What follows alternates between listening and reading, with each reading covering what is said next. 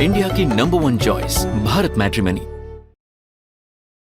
अब जरा देखिए एआई के मामले में गीतिका वशिष्ठ जी के पास ले जाने से पहले आपको कुछ एक चीजें बता देना चाहता हूं ताकि आपको पर्सपेक्टिव मिल पाए। डिफेंस में एआई का इस्तेमाल ये बहुत महत्वपूर्ण है। आप जानते हैं अगर जितना ज्यादा ऑटोमेशन होता जाएगा चीजों का, उतना ज्यादा रिएक्शन टाइम कम होता जाएगा, और जितना ज्यादा रिएक्शन टाइम कम होता जाएगा दुश्मन पर उतनी बढ़त आपको हासिल होती जाएगी। और इस लिहाज से एआई बहुत महत्वपूर्ण। डिफेंस में एआई का इस्तेमाल कौन कौन कहां कहां है बड़ी शक्तियों में, जरा कंपैरिजन करके आपको दिखा देता हूं। दुनिया में सबसे ज्यादा अमेरिका पैसे खर्च करता है, इन्वेस्ट करता है इस मामले में। नेटवर्क आधारित युद्ध में एआई का इस्तेमाल करता है, जहां पर बहुत सारी चीजें सिनर्जी में काम करती हैं। साइबर ऑटोनोमस ड्रोन के लिए एआई का इस्तेमाल करता है अमेरिका। क्विकली चेंज कीजिए।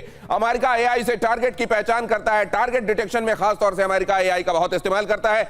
मिलिट्री सिविल फ्यूजन मॉडल, अब चीन पर ले आया हूं मैं आपको। चाइना देखिए, मिलिट्री सिविल फ्यूजन मॉडल में एआई का इस्तेमाल। ड्रोन स्वार्म और स्वायत्त हथियार, खुद ही अपना काम करने वाले बगैर ह्यूमन इंटेलिजेंस के वो हथियार जो है उनका इस्तेमाल। और पीएलए में एआई आधारित ट्रेनिंग और रणनीति भी बनाई और सिखाई जाती है।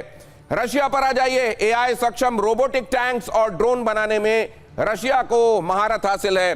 वॉक डेटा एनालिसिस ये करने में भी असल में एआई का इस्तेमाल किया जाता है और रशिया इसमें महारत ही है। लक्ष्य की पहचान अमेरिका भी करता है और रशिया भी टारगेट डिटेक्शन के लिए एआई का इस्तेमाल करता है। स्मार्ट निगरानी, इजराइल में आ जाइए। स्मार्ट निगरानी और इंटेलिजेंस के लिए इजराइल एआई का इस्तेमाल करता है। आयरन डोम जैसे सिस्टम्स को नेटवर्किंग देने के लिए भी एआई का इस्तेमाल होता है।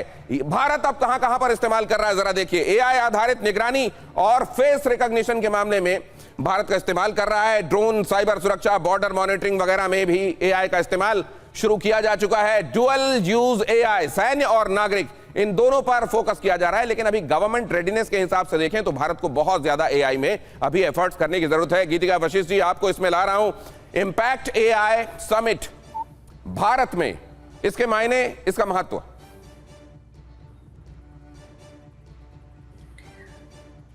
नमस्ते प्लीज।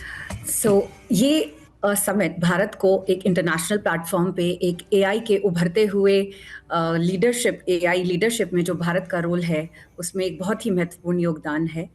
और भारत जैसे बहुत, हमारे पास डेटा बहुत है, यंग टैलेंट बहुत है, तो इसकी वजह से हमारे पास बहुत पोटेंशियल है कि आने वाले समय में हम डिफेंस की जैसे बात कर रहे हैं तो डिफेंस एआई जिसमें दुनिया की जितनी भी ग्लोबल पावर्स है वो बहुत इन्वेस्ट कर रही हैं। सो डिफेंस एआई में भारत का फ्यूचर, अभी हम थोड़ा पीछे हैं बट आने वाले समय में मुझे पूरी उम्मीद है कि हम predictive defence analytics and intelligence surveillance autonomous systems and जिनकी भी अभी हमने चर्चा की है, इन सब टेक्निक्स में काफ़ी तेज़ी से आगे बढ़ रहे हैं। और इस समिट के होने से और फ्रांस और भारत के एक प्लेटफॉर्म पे साथ आने में मुझे पूरी उम्मीद है कि इससे एक रेवोल्यूशनाइज होगा हमारा सक्सेस रेट।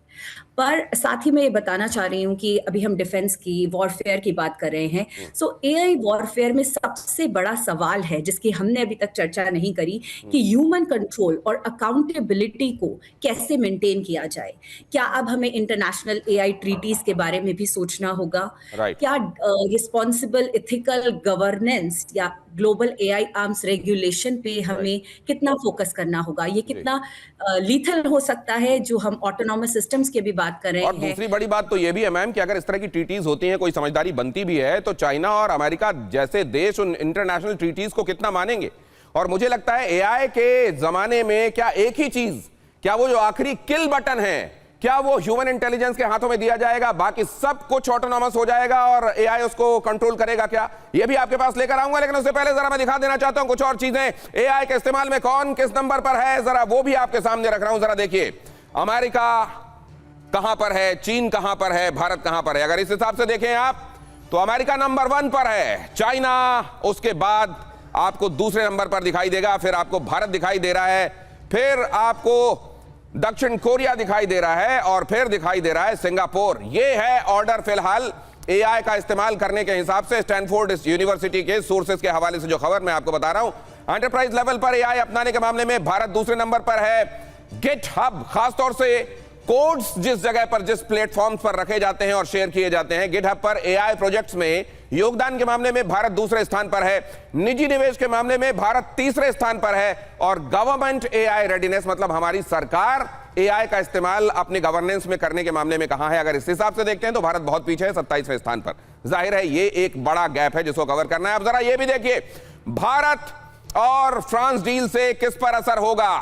पाकिस्तान को बहुत डर लग रहा है, 114 रफेल वाली ये डील आगे बढ़ी तो लंबी दूरी की लड़ाई में भारत और ताकतवर बन जाएगा। ओपी तिवारी सर ने आपको बताया कि अपने ही हवाई सीमा में रहते हुए मिसाइलों की बारिश हो जाएगी। इंडो पैसिफिक में भारत फ्रांस सहयोग से चीन की रणनीति को चुनौती मिलेगी, चीन को भी चैलेंज मिलेगा। असल में पाकिस्तान और चाइना दोनों पर असर होने वाला है और भारत के साथ रक्षा बाजार में प्रतिस्पर्धा बढ़ेगी। F-15, F-18 जैसे अमेरिकी प्लेटफॉर्म पर इसका जबरदस्त असर पड़ने वाला है। मतलब इसमें चाइना पर असर पड़ेगा, पाकिस्तान पर असर पड़ेगा, अमेरिका पर भी असर पड़ेगा और रशिया रूसी प्लेटफॉर्म पर निर्भरता घटने का संकेत भी यहां से मिल रहा है क्या, यह भी एक बड़ा सवाल है। लेकिन अब देख लिया जरा, अब आपको बताते हैं भारत के लिए राफेल क्यों जरूरी है, राफेल आवश्यक क्यों है। एक बहुत जल्दी से यह बता देता हूं आपको कि दोनों फ्रंट पर भारत के लिए खास तौर से दो चैलेंजेस जो बॉर्डर में अपने पड़ोस से ही बने हुए हैं उससे निपटने के लिए बहुत ज्यादा आवश्यक, और राफेल से पाकिस्तान में जबरदस्त खौफ है। यह खबर देखिए, इस वक्त पाकिस्तान से यह बड़ी खबर आ रही है,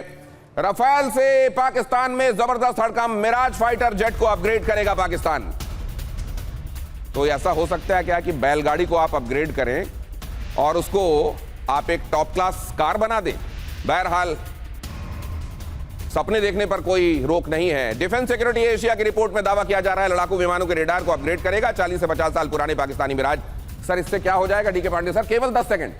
देखिए महत्वपूर्ण है कि मिराज 3, मिराज 5 जो पाकिस्तान के पास है वो कम से कम 4 या 5 दशक पुराने जहाज हैं। उनको कैसे ये उसमें जान फूकेंगे, ये बहुत बड़ा प्रश्न चिन्ह है, चुनौती होगी वैज्ञानिक रूप से। और दूसरी बात ये कि अगर आप कर देंगे उनके पास मिसाइल्स कौन सी होंगी, क्योंकि आप नॉन कॉन्टैक्ट वॉरफेयर के अंदर आप आ रहे हैं। मुझे तो ये याद आ रही है, गाँव में हमारे यहाँ एक कहावत कही जाती है, मूस मोटाई तो लोढ़वा होई, कि मतलब चूहा बहुत मोटा होगा तो आखिरकार लोढ़ा बन जाएगा। बहुत धन्यवाद करता हूं आप सभी का मेरे साथ आज की शाम इस चर्चा में शामिल होने के लिए। इंडिया की नंबर 1 चॉइस भारत मैट्रिमनी।